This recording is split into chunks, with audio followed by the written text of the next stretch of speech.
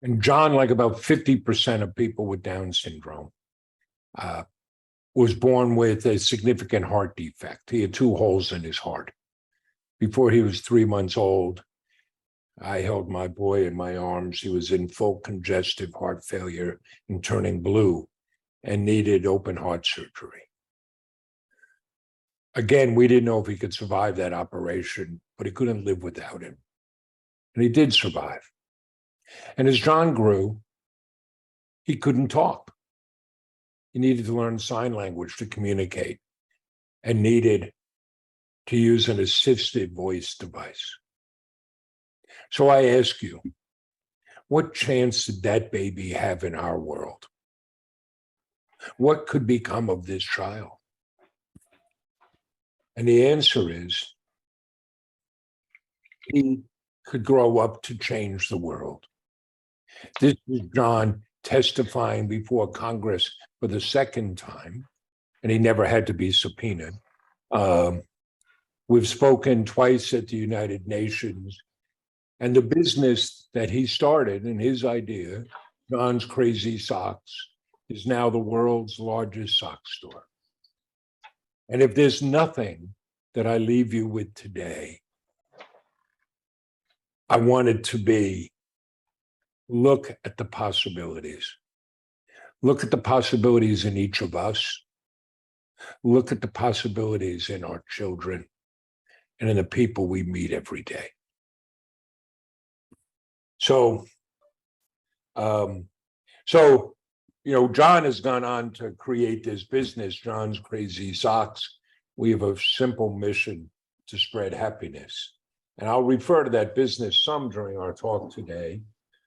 But we want to talk about employment.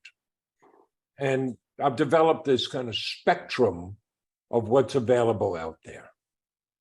There are things that our adult children can do that will interest them, that will give them something to do and keep them busy. And that might start as a hobby. You incur cost, but it gives them some focus. Then there's craft work. So now I'm selling some of those items. I'm covering my cost. It may not make a full living, but it gives me some focus and purpose. I might develop that skill and turn into a freelancer, somebody who can sell my skill to others. We call it the gig economy now, and it's a growing part of our economy. There's employment. I can develop my skills, my abilities, and go work for others. Then there's entrepreneurship. And I split this into 2 categories. Solo entrepreneurship, that's a business that I'm going to run myself, or I may run with my family. And I'll give some examples of that. And then there's entrepreneurship, where I'm going to grow a business that will employ other people and have a bigger footprint. All of these are open to people with different abilities. And as you think about it with your adult children or with people you work with, you got to think about, where on that spectrum does my child want to be, and where do I expect my child to be? We are living in a different world for work. We have a growing labor shortage in this country. I hear all the time from employers who are saying there are just not enough good workers out there. They can't find enough employees. At the same time, we have this vast untapped pool of labor. Only 1 in 5 people with a disability is employed. It's an awful situation. And I think we have the makings there of a solution that employers will increasingly need to turn to people with different abilities to fill their openings. And what they're finding is there are minimal adaptations needed. There's a lot of fear. We speak to a lot of employers.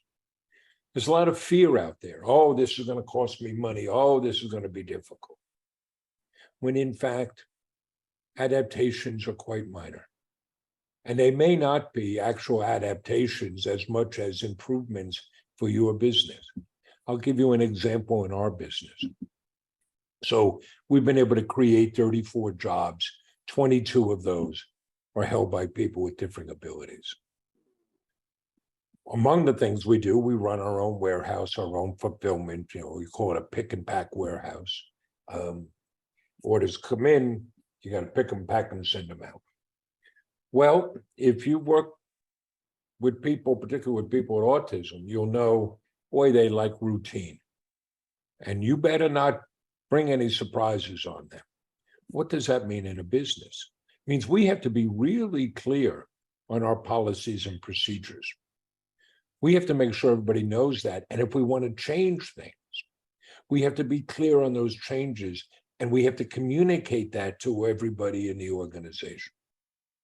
Well, I ask you, is that an adaptation that we have to put in place for some of our colleagues on the autism spectrum? Or does that just make our business better? I would argue it's the latter.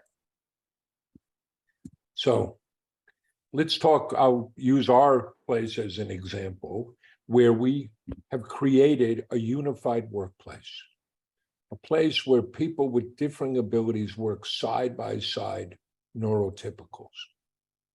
And be clear, there's no charity. If you got to know my son, John, and that's him in the middle of that picture there, you'd find John's a very nice guy. I am not. If you're going to work for us, you're going to have to produce. And that's part of the dignity. Everybody knows that they earned that job. They deserve to be there. And how do we do it? We simply focus on what people can do, not what they can't do. If I'm starting a basketball team today, even at his great age, I'm probably going to want LeBron James on my team. I don't care what his SAT scores were. I don't care what his grades were in French. I want to know, can he play basketball? And I think as employers, that's what we need to do, and increasingly are, is let's focus on what we need done on the job. And that opens the possibilities to employ more people with different abilities. So I'll give you a concrete example from our place. I mentioned that we run our own pick and pack warehouse. We've shipped over 410,000 packages to 88 different countries. Anybody who sells online, you got to have a pick and pack warehouse. Many outsource it. The largest provider of it's not going to surprise you, is Amazon. We do it ourselves because we're looking to create jobs and we want to personalize that service. So we call our pickers sock wranglers. That's the entry-level job for us. To be able to work with us, you have to be able to work on your own. You have to be able to show up, take direction, and you can't have a coach or a parent or an aide with you during the day. We simply don't have room in the warehouse to accommodate that. You come in when we have an opening, you meet with John and me. We want to make sure you understand the mission and our values and our story. And we also want to make sure that you want to be there, that you're not there simply because a job coach or your parents told you to be there. We then will provide training, and one of our current sock wranglers will train you. And they love to do that training. They love to show off what they know. And to get the job, you have to pass the sock wrangler test. You've got to pick 6 orders in 20 minutes or less. That's our minimal productivity. You got to show us you can do the job. Nothing extraneous here. When you pass that test, you get the job. And we have a series of ceremonies to celebrate that, including when you get your first paycheck. Everybody gathers around to congratulate you because so many of our colleagues, this is their first job. I share this because this is one type of job that's out there. It's one type of opportunity for people with different abilities. And it turns out pick and pack warehouses, that's a boom industry in this country. What are the results of this? By creating a unified workplace, we have better morale. At a time of the big quit, nobody leaves. We have great retention. Our productivity is up, and it helps us with recruiting. It's a win all around, and we share that all the time with other employers. We want to share it with parents so they know there are opportunities out there. Here are some examples, and I want you to see the broad range of opportunities out there. You may have heard of Rising Tide Car Wash down in Florida, started by the Derry family, D''ERI, because their brother/son had autism. So they now run several car washes, hiring people on the spectrum, and they've got thriving business. There's Ventures ATL out of Atlanta. They provide both packaging services, but data processing services for businesses. Ultranauts is a software development and testing company. 3/4 of their population has a differing ability. You may have heard of this small software company out of Redmond, Washington, called Microsoft. So they pick up their heads one day and say, how come we're not hiring more people with autism? Because they're hungry to hire people with technical skills. And many people with autism have great technical skills. Well, if you've worked in the field, you'll know. You're probably not hiring them because they can't get past the interview. That person may not look you in the eye or give you a firm handshake. Well, they're pretty smart people at Microsoft. So they figured out this is our problem. And they changed their hiring process. And when they did that, they were then able to hire lots of people on the autism spectrum. And that gives them a competitive advantage over other companies in the field that are not doing the same. I'll use an example from IBM, an employee, Dylan Raphael. They hired Dylan through their neurodiversity program and assigned him to go work at a client site. Within a few weeks, he's calling up saying, I'm looking at this software, which had been in use for years. Says, I can find a better way to do this. And he rewrites the code. He's now been named Employee of the Year and has several patents that he's earned for IBM because he took a different perspective and brought that to bear, and that produced results. That's some of the power of diversity in your hiring. Comcast, Matthew Brennan was their Employee of the Year. So I share this with you so that if you're an employer, you can see the benefits, but also as dads, you can see there's this large range of employment opportunities that are out there for our children that they can take advantage of because we need them. We need them in the workplace.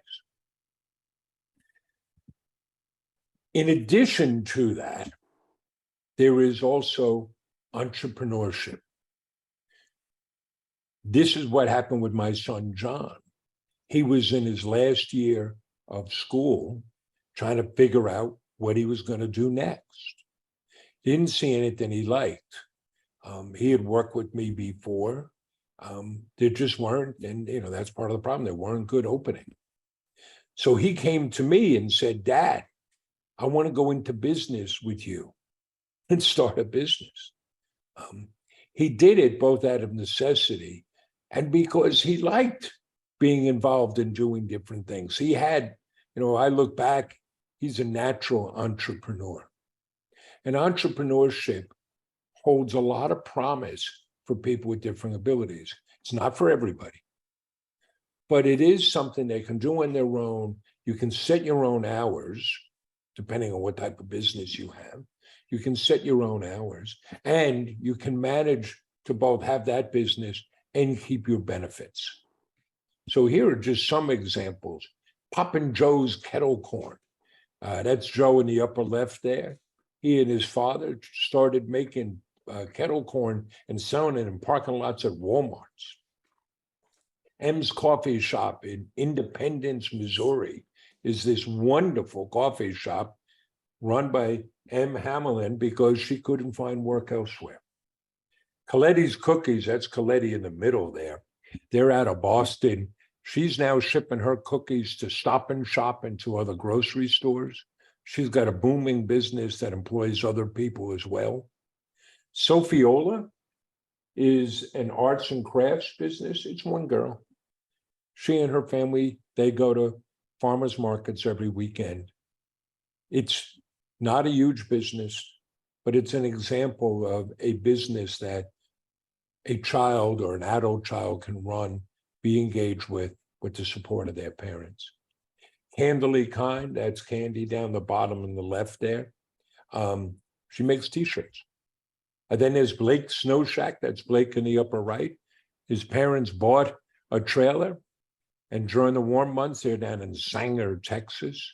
They go around to different fairs and events with Blake, who's nonverbal, selling his snow cones. So there's lots of different types of businesses out there.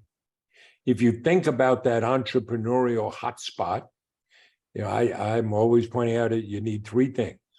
One, something you know enough about, care enough about, maybe even love, that you could develop.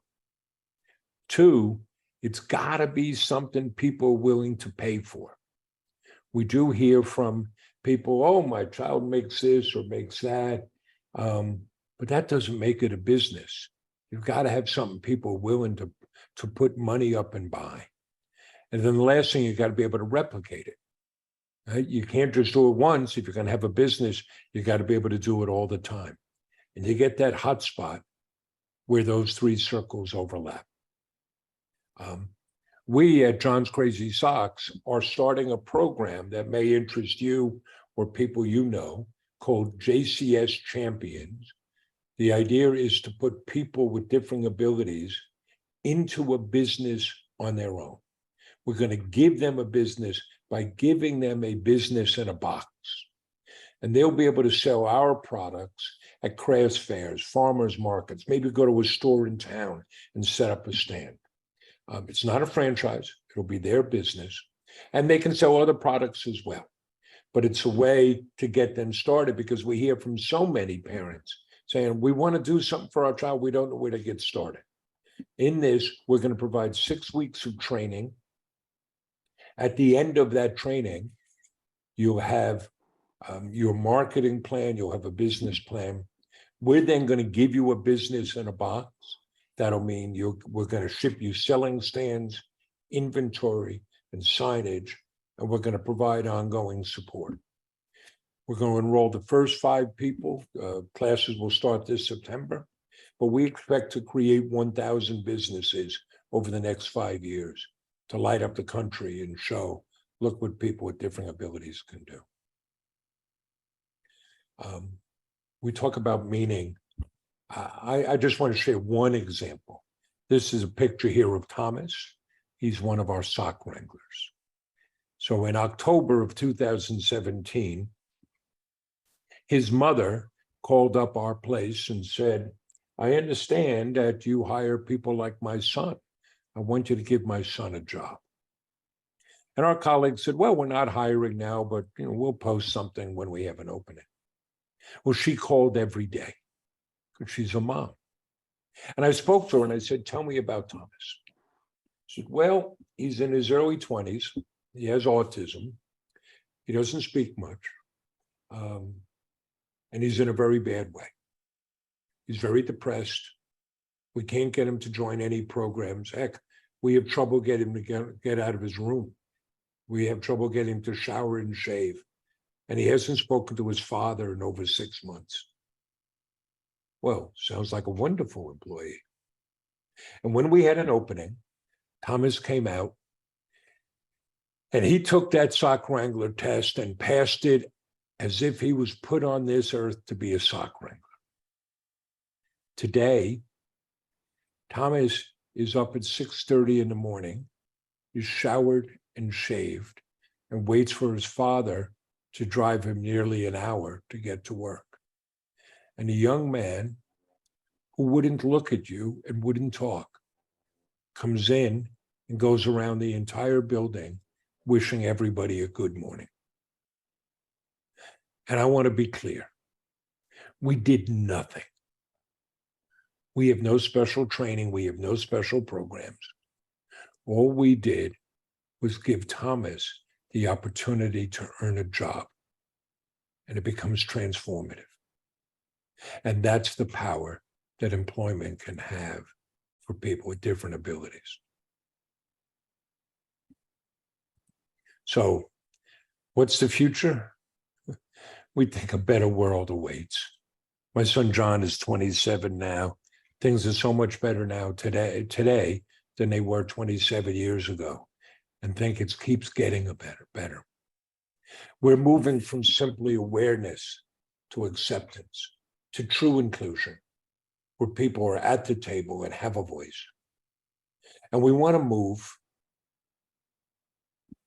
so that the achievements of people with different abilities are no longer remarkable. If this afternoon you stop at a Starbucks and you see somebody working there who obviously has Down syndrome, you're going to say something about it. You're going to tell somebody. You're going to remark on it. That makes it remarkable. We want to get to the point where it's no longer remarkable, where this is typical. And people, the 1/4 of our population that has a disability, are thoroughly integrated into our workplaces. So I'm going to stop sharing here and answer any questions that you might have about employment, where employment is going, what employment looks like, or about entrepreneurship.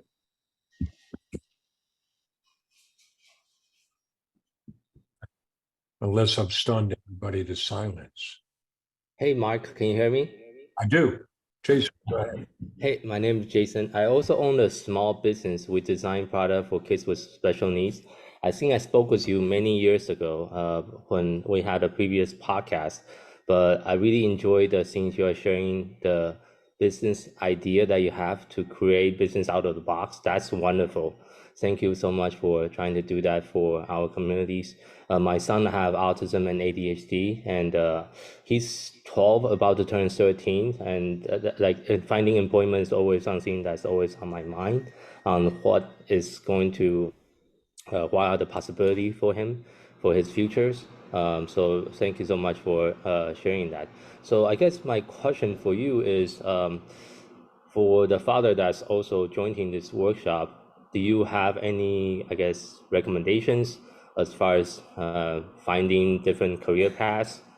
Because of course you mentioned a few different routes earlier in your presentation, but based on your experience, do you have any additional thing you want to share as far as kind of empowering the kids to find something they feel passionate to do in their futures?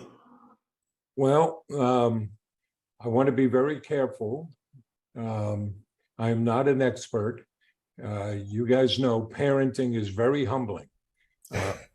I've got 3 sons. I have managed to make mistakes with all 3. I love them equally, so I screw up equally with all 3. What we have found, just sharing our experience, is building up confidence, promoting independence, and that can be very hard. As parents, we want to be protective of our children, particularly if they have a disability, and yet that may undermine them. We've got to promote that independence in small ways to start. But that's hard, because what that means is you have to let your kids fail. But that's how we learn. I think that's part of it. I also think it's incumbent on us to expose our children to different options. But in the end, they're going to find a way. We're not going to solve this necessarily for them. They're going to find a way and talk about what they would like to do. Some of what John has taught me is don't stop him. He'll find a way. And my job is to see what I can do to support him. And then families have to decide what position is a family in, be able to support a child. I hope that makes sense to you. Yeah, thank you so much. And I have a small win to share. My son actually helped me design one of the new product we're launching this year. It's like a chewy necklace with his customer design. So we're excited to launch the product that he come up when he come up with the idea earlier this year. So I would love to speak with you offline and see if there's any way we can collaborate. I've been glad to do that. I think of this is a bit of an obscure sports reference. Bill Buckner, who Major League Baseball player, most well known for letting the ball go between his legs playing for the Red Sox against the Mets in the '86 World Series. Anyway, his son was coming of age and was playing baseball. And he wound up playing college baseball. I think maybe he played a little in the minor leagues. And they asked Bill Buckner, did you push your son to play baseball? He said, no. I exposed him so that he knew what was out there. But once he chose that, then I let him know what it would take to play baseball at that level. And that's some of what we can do as parents. So if this is something you want, and this applies to all our children, well, this is what it's going to take for that to happen. And so we can support them. I do think, my big picture view is we've made great strides in the medical arena. And we've made great strides in the educational arena. We travel the country, so I know there are variances from state to state. But we have these people who are now, getting up to, they stay in school till they're 21, who are educated and healthy and ready to go. And there just aren't enough options out there. And so the big challenges are employment. I see it as three things: employment, housing, and community.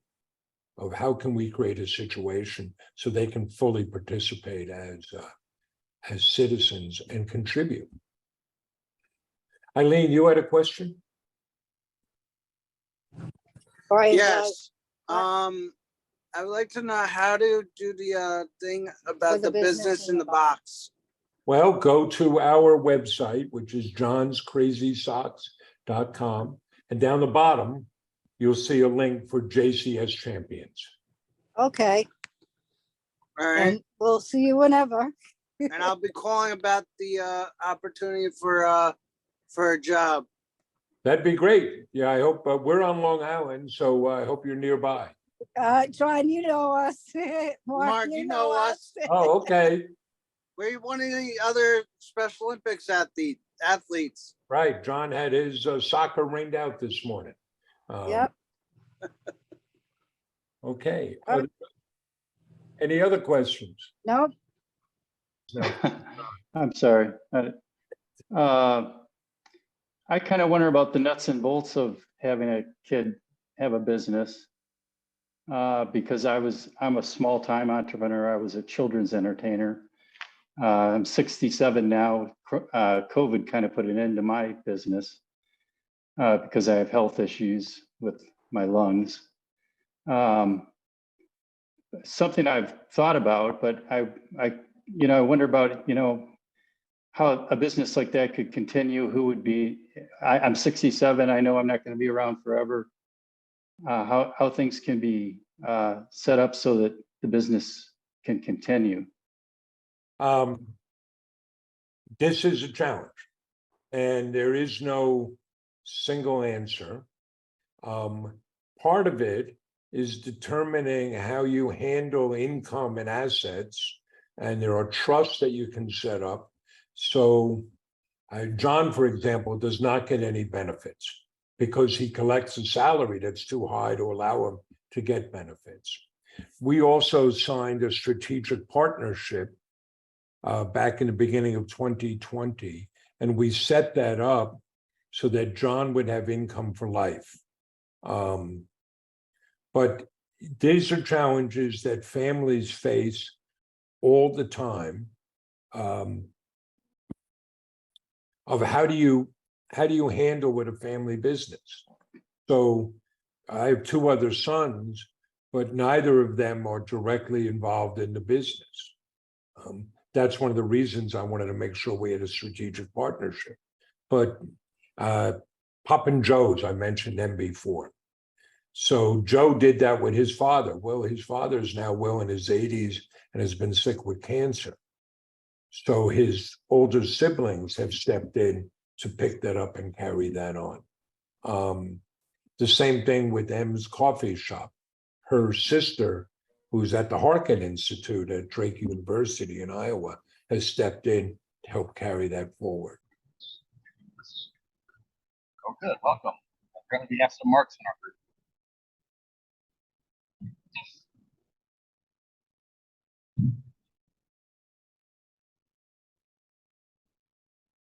Mark, obviously, we got cut off in the other one. That's it weighs heavily on, where's the future go? And I can share just some things that we went through. When we set up a guardianship for John. When we first did that, we looked at his older brothers, both of whom would drop anything and do anything they could for John, and they're involved and engaged. But we didn't want to make them the guardians, because if something happened, they were too young. It was too early in their lives for them to do something. John, we moved into an apartment in our village 4 years ago. We were done with the big old house we were in. So that's a good thing for John. He can get around. One of the things we're grappling with is he would like to move out into his own place. We'd like him to move out. So there's something that is sustainable beyond living with us. We face two downsides. One, You froze up, Mark. oh, no. One, everybody, is very happy right now with the current situation. And second, he doesn't qualify for any housing benefits. So it's something we have to fund on our own.